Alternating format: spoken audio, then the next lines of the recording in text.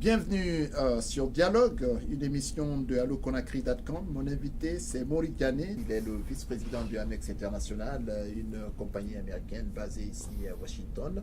Monsieur Diané, merci d'être venu sur alloconakry.com. Merci de m'avoir invité. Récemment, Monsieur Diané, vous avez publié un pamphlet dans lequel vous mettez en cause le rôle, disons, destructeur des multinationales évoluant en Afrique, notamment en Guinée, dans l'exploitation des ressources naturelles. Est-ce que vous pouvez élaborer un tout petit peu sur cet aspect? C'est un document que j'ai élaboré à la suite d'informations auxquelles j'ai eu accès, du fait que je suis intéressé un peu au secteur minier en Guinée, sachant que c'est un pays extrêmement riche en ressources naturelles, en ressources minières, qui comporte une gamme extraordinaire de ressources minières, dont le fer, l'aluminium, le manganèse et bien d'autres. Et en face, j'étais un peu éberlué de constater que le pays, malgré une historique dans le secteur minier qui date de plus de 50 ans, est malgré tout resté très pauvre. Et la constatation que j'ai faite, c'était le fait que, malgré le fait que le pays, par exemple, dans un cas précis qui est de la bauxite, a exporté un nombre éberluant de bauxite, disons environ plus de 600 millions de tonnes dans une cinquantaine d'années. Le pays reste malgré tout très pauvre. En quoi vous expliquez ce paradoxe? Mais il s'explique par le fait que le pays, depuis toutes ces années, est resté figé dans le rôle de simple exportateur de la bauxite elle-même. Si bien que les compagnies minières nous achètent une bauxite qu'ils mettent en valeur et dont le produit fini est vendu à 100 fois la valeur à laquelle la bauxite est en fait vendue par le pays. Le pays n'est pas associé aux éléments qui ajoutent la valeur à cette bauxite, comme dans tous les autres pays, comme les pays qui sont parvenus, si vous voulez, à développer leur économie ont fait, c'est-à-dire à s'assurer que la valeur qui est ajoutée au minéral ou aux produits de leur pays demeure dans le pays, de façon à créer de l'emploi, de façon à participer à l'accumulation de capital, de façon à participer à la création d'autres processus qui sont associés à la valorisation de ce minerai. La Guinée, malheureusement, est absente de ce procès. Le résultat est que, malgré le fait qu'elle a exporté pour plus de entre 400 et 500 milliards de dollars de valeur en aluminium depuis 50 années, n'a retenu qu'environ 5 milliards sur ces 50 ans. C'est ce qui explique un peu la raison pour laquelle la Guinée n'est pas arrivée à se hisser. Donc, à qui est adressé ce document? Ce document, c'est un document informationnel. C'est des informations dont je me suis rendu compte récemment, que moi j'ai trouvé ahurissant, des choses dont je n'étais pas au courant. Et je pense qu'il est utile de le partager non seulement avec les Guinéens, mais c'est avec l'opinion publique internationale pour alerter, si vous voulez, les décideurs en Guinée de la nécessité de s'intéresser à l'évolution que le pays devrait suivre dans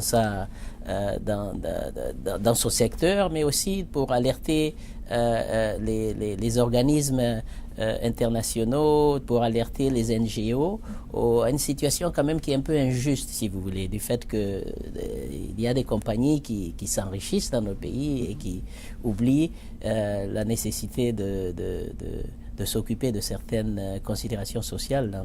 Quelle réaction avez-vous eue de la part du gouvernement par rapport à ce document?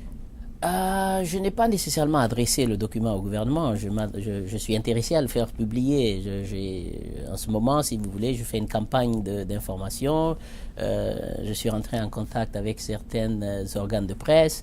Je suis en train de prendre contact en ce moment avec des bureaux au niveau du Congrès américain, parce que l'une des des considérations maintenant, l'une des politiques, si vous voulez, du gouvernement américain, c'est d'encourager le retour de la diaspora, des diasporas qui ont acquis une certaine éducation aux États-Unis dans les pays d'origine pour, si vous voulez, susciter cette croissance économique et pour les alerter au fait que, ma foi, des compagnies américaines telles que Alcoa s'opposent, si vous voulez, dans une certaine mesure, à l'élaboration de cette politique à travers les empêchements qu'ils font de certaines personnes comme moi de retourner dans le pays pour être impliquées, dans mon cas précis, pour être impliquées dans le domaine du transport maritime de la bauxite.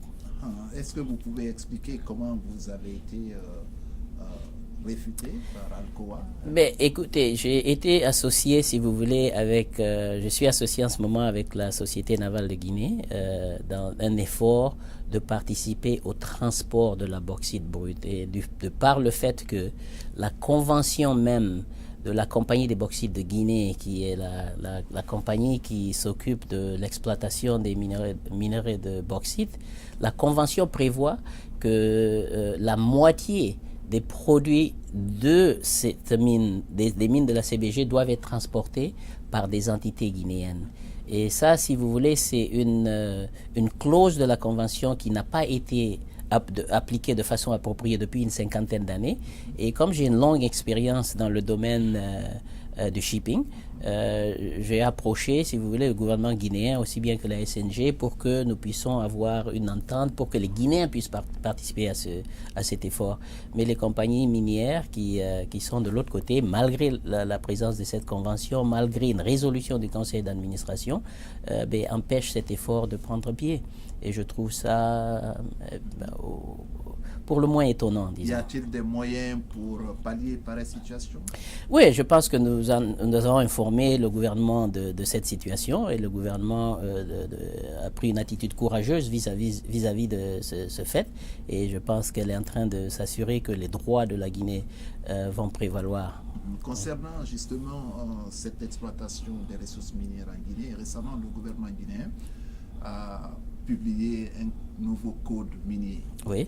Avez-vous pris connaissance de ce code? Absolument. Sinon, qu'est-ce que vous en dites? C'était un effort très encourageant parce que je crois que c'est la première fois depuis l'indépendance de la Guinée que je vois un effort concerté pour pouvoir, si vous voulez, rationaliser tous les problèmes qui entourent le problème du secteur minier. Je crois que ça a été un effort très louable, même si il y a eu des critiques de part et d'autre, mais c'est la première fois que je vois un effort consensuel pour s'assurer que la Guinée comprenne tous les problèmes qui sont associés au secteur minier et pouvoir les maîtriser de façon à s'assurer que certains des bénéfices qui ont échappé à ce pays puissent quand même rester dans l'environnement. Je crois qu'il y a beaucoup d'efforts à faire. Il y a d'autres, à mon avis, il y a d'autres considérations qui doivent entrer en jeu. Par exemple, l'un des problèmes essentiels qui échappe encore au secteur aux mines, c'est pouvoir imposer le fait que les partenaires éventuellement soient impliqués dans la construction d'unités de transformation dans le pays. Comme vous le voyez dans la plupart des pays, maintenant il y a un phénomène, si vous voulez, économique qu'on appelle les lois du contenu local, qui sont, si vous voulez, un corps de lois que les pays essayent de mettre en place pour s'assurer qu'il y ait cette participation de la part des partenaires dans l'effort de s'assurer que la valeur ajoutée de ces produits miniers reste dans le pays pour qu'on puisse avoir plus d'emplois, pour qu'on puisse avoir une économie qui grandit autour de l'exploitation minière même. Pensez-vous que les récents contrats miniers passés entre le gouvernement guinéen et certaines multinationales comme Val, comme Alcoa, Rio Tinto. Oui, Rio Tinto, pensez-vous que ces contrats ont été savamment élaborés de manière à profiter aux nouveaux Guinéens? Encore une fois, je crois que c'est un effort louable par rapport à ce qui s'est passé en Guinée jusqu'à présent. Ce que j'admire, c'est le fait que le gouvernement s'attaque de façon farouche, essaye de comprendre cette situation et essaye de pallier aux carences qui existaient. Maintenant, quant à dire qu'elles sont parfaites ou elles ne le sont pas, pour le moment, ce n'est pas tellement l'important. C'est la volonté politique qui existe et le chemin qu'on est en train de prendre. Voilà, c'était là la première partie de notre entretien avec Maurice Diané. Nous vous retrouverons la semaine prochaine pour la deuxième partie.